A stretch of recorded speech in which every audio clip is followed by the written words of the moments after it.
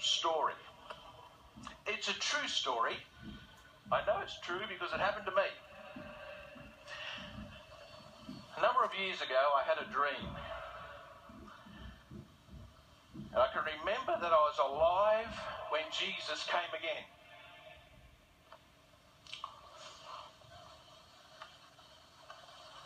Not only was I alive, but in this dream I started going up towards Jesus. And we were going up towards heaven, we were zipping past the planets, and then it came time for Sabbath. And Jesus said, okay, let's stop. Let's rest over Sabbath. And what I remember is Jesus had a special meal for us on Sabbath. Now this was much better than just any lunch you'll get over in the convention centre. There were cherries and mangoes and grapes and passion fruit.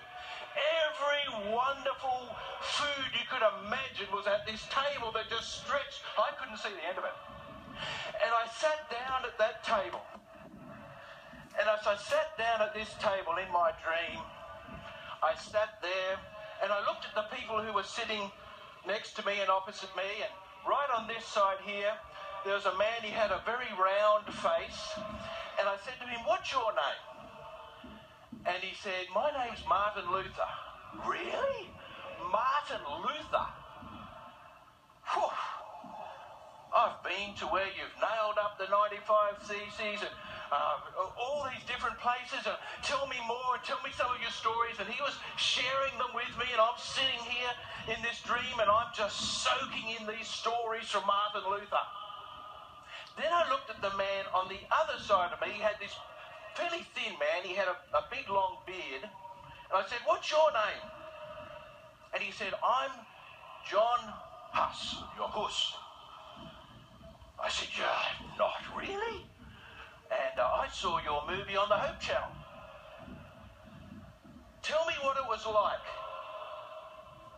to have those fires lit beneath your feet and know you're going to die.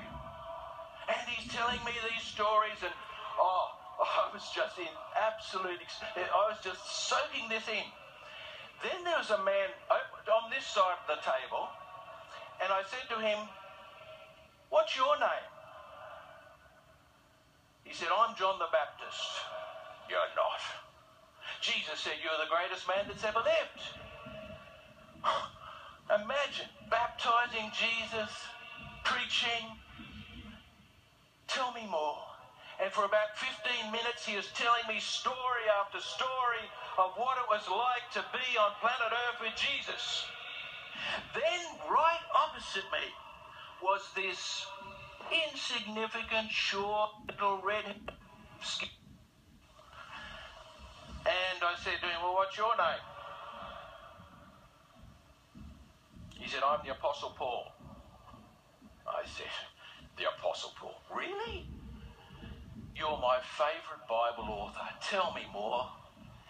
And as Paul was telling me all these stories from the time of the spreading of the gospel, I was just so thrilled and excited, and I was getting into my grapes, and I was just loving every second of it. Then the Apostle Paul stood to his feet. He said, what's your name? I said, I'm Neil Schofield. I knew that would mean nothing to him. And he stood up and he looked me right in the eye. And he said, Neil, you've heard all our stories here. What have you ever done for Jesus?